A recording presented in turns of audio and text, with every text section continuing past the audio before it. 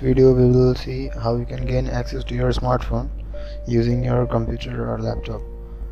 So in your computer and laptop, any operating system can be there, like Windows, Ubuntu, any Linux distro.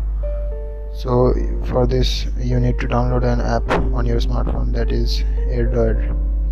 So type AirDroid on your Play Store and download the file. This is the app. After you download, it will show you open. Then open the app, go to tools, go to hotspot, that this icon that is tethering. Then your hotspot will be started and you will be provided with your SSID name, that is this one, and a password. This is the password you need to enter on your laptop or your PC. First connect with your hotspot. Let your laptop get connected with your hotspot. Then you need to enter this IP address 192.168.43.1:8888.